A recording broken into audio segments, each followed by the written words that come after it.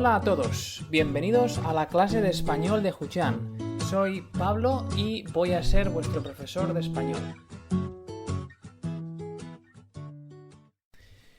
Hola, soy Pablo, vuestro profesor de español y vamos a continuar ahora mismo con la segunda parte, con la tarea número 2 del DLC1 del examen oral.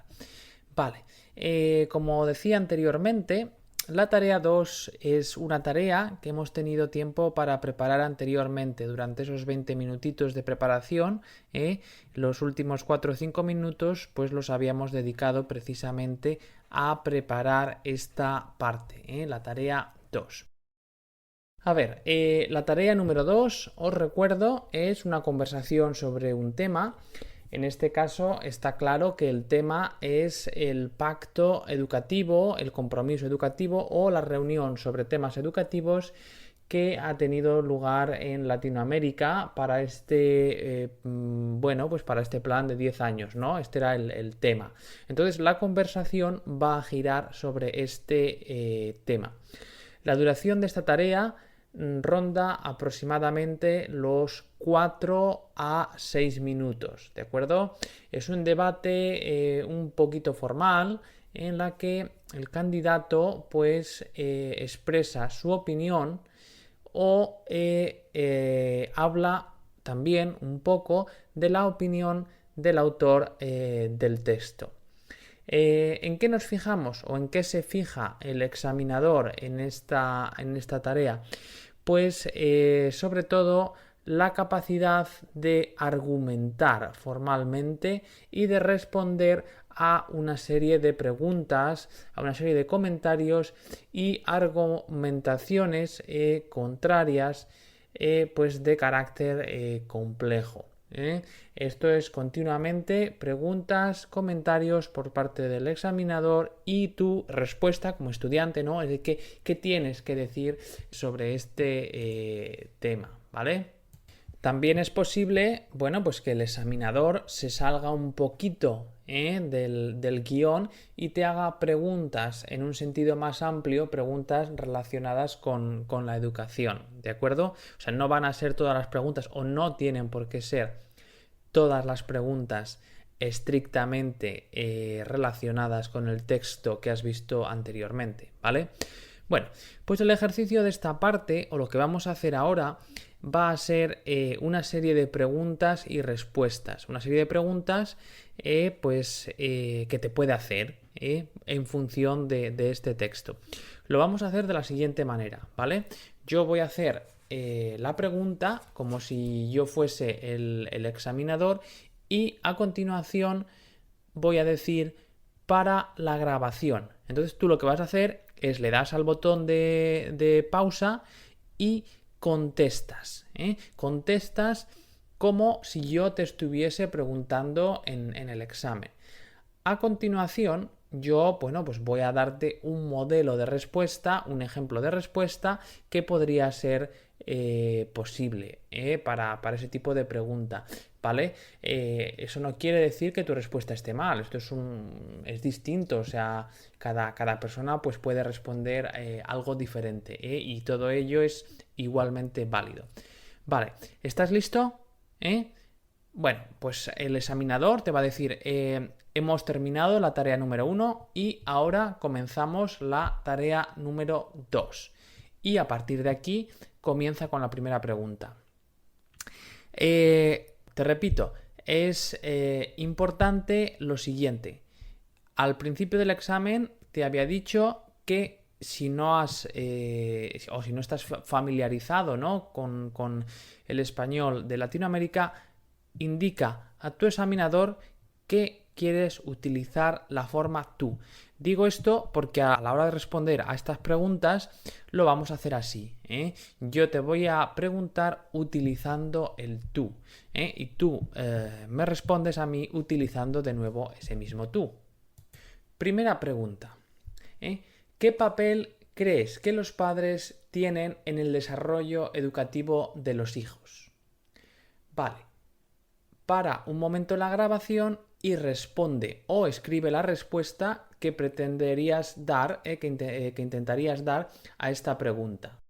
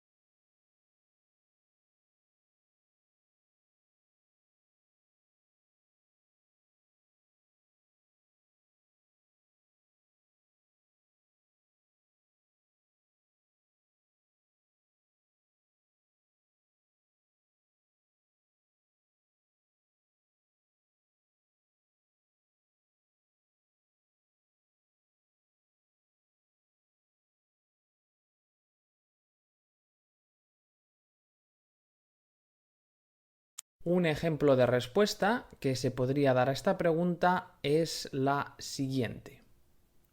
Bueno, creo que juegan un papel central, enormemente significativo. Es cierto que quizá haya gente que tienda a asociar la educación con la escuela. Si yo bien personalmente creo que es en casa donde los niños deben adquirir las pautas básicas de conducta y formación de carácter, también es cierto que los padres deberían dedicar tiempo y esfuerzo a la educación de sus hijos, tratándoles de incentivar y motivar en sus estudios, así como en otros ámbitos de la vida diaria. Es decir, los padres juegan un rol vital en la educación de los hijos. Esto es algo que parece obvio. Bueno, pues ahora el siguiente ejercicio sería un poquito comparar la respuesta modelo o una respuesta aproximada que yo he podido dar con la que tú has hecho, ver qué cosas hay diferentes, qué tipo de palabras he utilizado yo o expresiones. Tal vez incluso tú hayas respondido mejor que yo, entonces no te preocupes, simplemente se trata de enriquecer tu bagaje léxico. Vale, vamos ahora con la segunda pregunta. Pregunta número 2. ¿Crees que es fundamental el acceso a estudios universitarios para tener un óptimo desarrollo profesional en tu país de origen? Vale, ahora de nuevo paramos la grabación un segundito y respondes a la pregunta.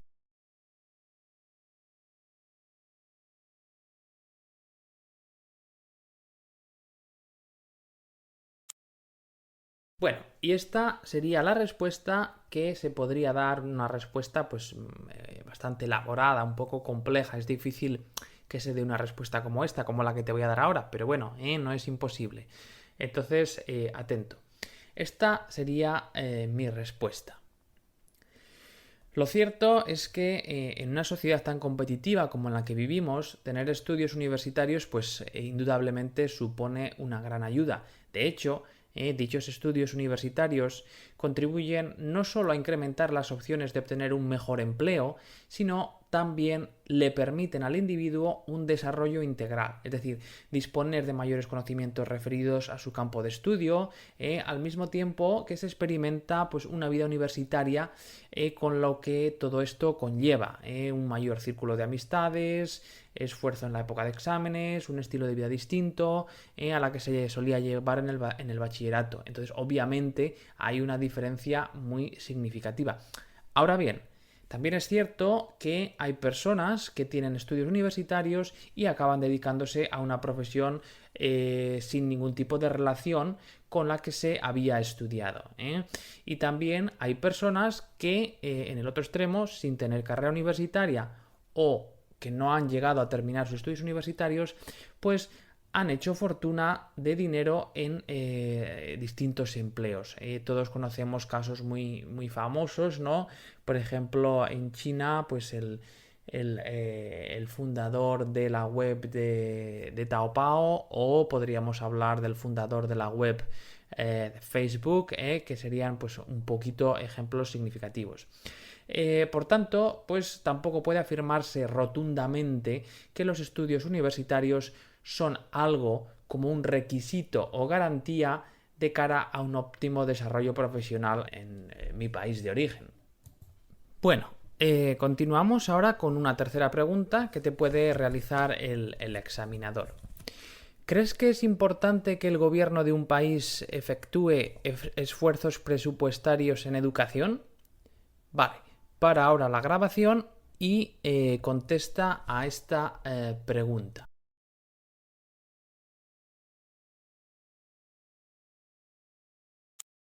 Una respuesta modelo pues, que se podría dar es la siguiente.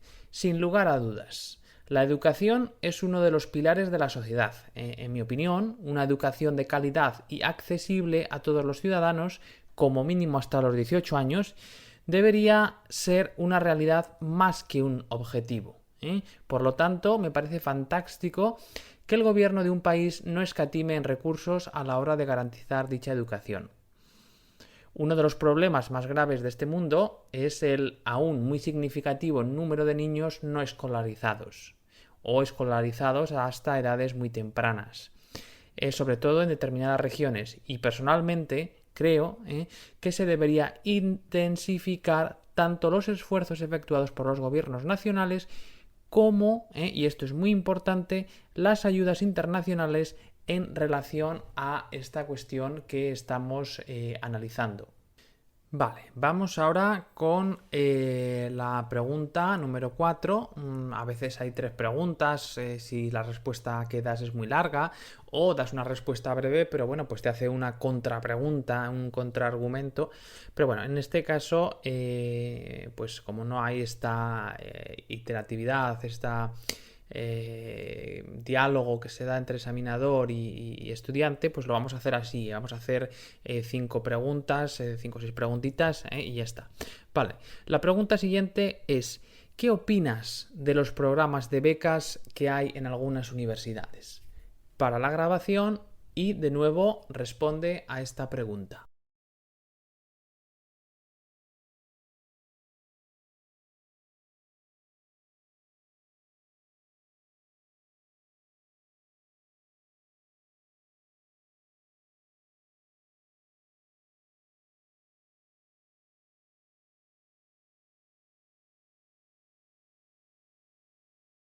Pues la respuesta que daríamos, digo, es la siguiente. Me parece muy bien. Creo que las becas en las universidades deberían jugar un doble papel. Por un lado, estarían destinadas a aquellos individuos o familias que presentan marcadas dificultades a la hora de costear los estudios universitarios de sus vástagos. Y por otro lado, estas becas se podrían destinar a alumnos excelentes que han demostrado con su muy alto rendimiento académico que serían perfectamente merecedores de dichas ayudas.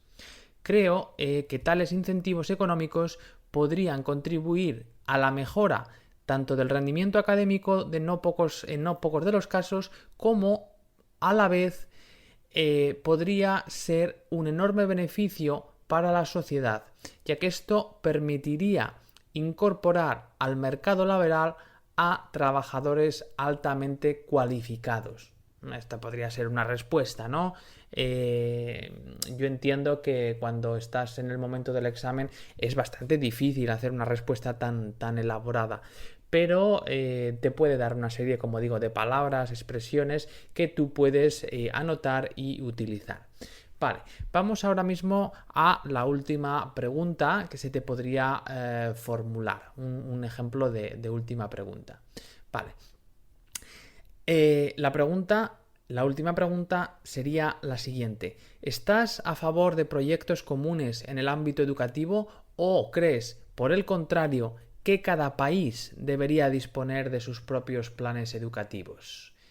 Vale, de nuevo paramos la grabación y anotas o practicas la respuesta que darías a esta pregunta.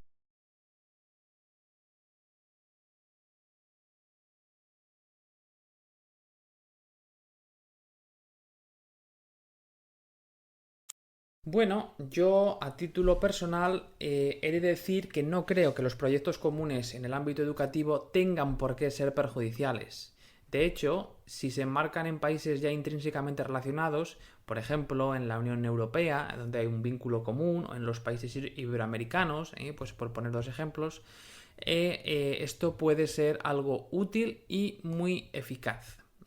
A fin de cuentas, la realidad educativa será característica de cada país, pero obviamente disponer al mismo tiempo de unas directrices que trasciendan las fronteras nacionales puede ser algo muy positivo y enriquecedor para los estudiantes. Otra ventaja de ello es que puede ser relativamente sencillo encontrar empleo en otro país perteneciente a un marco común de estudios, ya que los planes de estudios de estos países presentarían una mayor equiparación o similitud entre ellos. Vale, ya hemos terminado con las preguntas, ¿no? Con estas preguntas, estos modelos de preguntas y respuestas, ¿eh? Yo he hecho unas preguntas, os he proporcionado unas respuestas y vosotros pues habéis tenido un tiempo para hacer lo mismo, para escribir las respuestas y para compararlas. Ahora, pues antes de terminar esta sección, esta tarea, lo que quiero hacer es daros otras 5 o 6 preguntitas más en las que yo no voy a proporcionar un modelo de respuesta, pero vosotros sí, vosotros vais a escribir las respuestas, vais a practicar las respuestas como si en realidad tuvieseis al examinador enfrente de vosotros haciéndoos estas preguntas. ¿Estáis listos? Vale, va la pregunta número 1. ¿Qué te parece este tipo de iniciativas educativas, este tipo de acciones llevadas a cabo por los gobiernos para tratar de cambiar la realidad educativa? Pregunta número 2. ¿Crees que es importante a la hora de llevar a cabo políticas educativas como la que se pretende llevar a cabo en el texto, dar una voz o dar un cierto protagonismo, dar cierto protagonismo a los estudiantes? Porque a veces los políticos, los educadores, pues quieren llevar a cabo una serie de cambios, una serie de medidas, pero se ignora a los estudiantes. ¿Qué opinión te merece esto? ¿Tú qué harías? Tercera pregunta. ¿Cuál crees que serían los principales obstáculos, las principales dificultades que este tipo de medidas se enfrenta en este contexto particular de Hispanoamérica? O si quieres extraponerlo a tu país porque lo conoces mejor, ¿qué tipo de obstáculos crees que una iniciativa como la del texto tendría que afrontar? Pregunta número 4. ¿Qué indicadores tú crees que serían útiles para poder medir el éxito o el fracaso de iniciativas como las que propone el texto? Es decir, ¿en qué te basarías para analizar el éxito de este tipo de políticas? Quinta y última pregunta. Me gustaría saber cómo transmitirías el mensaje a una población que en ocasiones piensa que se invierte demasiado en educación cuando hay otros sectores de la vida de la sociedad que necesitan mayor inversión económica. Por ejemplo, hay veces que se critica la inversión en educación, mientras que otros sectores, la sanidad, las políticas sociales, pues están un poco más desfavorecidas. ¿Cómo transmitirías tú este mensaje a la población? Vale, y hasta aquí llega la tarea número 2. A partir de aquí comenzaríamos, como vamos a ver en unos segunditos, la tarea número 3, que es una tarea totalmente espontánea. Pero hay algo importante que quiero discutir con vosotros, que quiero profundizar un poco en ello, y es la importancia o el uso de los marcadores discursivos. Los marcadores discursivos, sobre todo a estos niveles, al nivel C1 y tanto al nivel C2, son bastante importantes porque dan la impresión de que vuestro argumento, de que vuestra respuesta está elaborada y tiene un cierto grado de formalidad. En esta pequeña exposición, lo que voy a hacer va a ser centrarme en los que se denominan marcadores contraargumentativos. Repito, marcadores contraargumentativos. Bueno, pues los marcadores contraargumentativos los podríamos dividir en 3 grandes grupos. El primero de estos marcadores contraargumentativo es el tipo de marcador que se expresa o que se utiliza para expresar un contraste entre los miembros. Por ejemplo, dentro de este grupo tendríamos marcadores como por el contrario, repito, por el contrario. Una variación de este sería al contrario. Y un tercer marcador dentro de este mismo grupo sería contrariamente. Por ejemplo, digo, por el contrario, los jugadores decidieron irse al hotel. El entrenador, al contrario que los jugadores, decidió salir de fiesta. Los jugadores, contrariamente a las órdenes de su entrenador, decidieron permanecer en el hotel. Por el contrario, al contrario, contrariamente. En el tema que aquí nos ocupaba, las políticas educativas o las iniciativas educativas en Iberoamérica, en Latinoamérica, pues podríamos generar frases como la siguiente. Los estudiantes, al contrario que los políticos, consideran que la educación precisa de una reforma muy profunda. Los estudiantes, contrariamente, han decidido no acudir a las clases este viernes. Este tipo de marcadores da mucho juego. Se puede utilizar pues, en un contexto bastante amplio. Pero repito, se utiliza como forma de expresión de contraste entre distintos miembros. Ya pueden ser distintas colectividades o iniciativas, lo que sea. Se genera un contraste entre un A y un B. Repito, por el contrario, al contrario, contrariamente. Vale. A continuación vamos a ver otro tipo de marcador contraargumentativo. Este tipo es el que se utiliza para la introducción de un argumento contrario. Es la introducción de un argumento, de una idea contraria. Dentro de este grupo podríamos mencionar importantes para el nivel C1 los siguientes. Pese a. Pese a.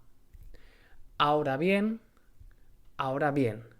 Entonces, por ejemplo, tenemos una frase, yo tengo mucha resistencia, yo tengo mucha resistencia física, ahora bien, no soy capaz de correr el maratón, ahora bien, no soy capaz de correr el maratón. Pese a que yo tengo mucha resistencia física, no soy capaz de correr el maratón. Recordamos, pese a, ahora bien. Para ello, lo primero que hacemos es decir una frase. He estudiado mucho para el examen. Ahora bien, no sé si voy a ser capaz de aprobar. Pese a que he estudiado mucho para el examen, no sé si voy a ser capaz de aprobar. Se utiliza para la introducción de un argumento contrario. Vale. Y ahora vamos a ver otro tipo de marcador contraargumentativo que es el que se utiliza para la matización de un primer miembro de una argumentación. Por ejemplo, cuando estamos haciendo una exposición de nuestra opinión y demás, ¿no? En la tarea número 2, pues a veces queremos matizar algo, ¿no?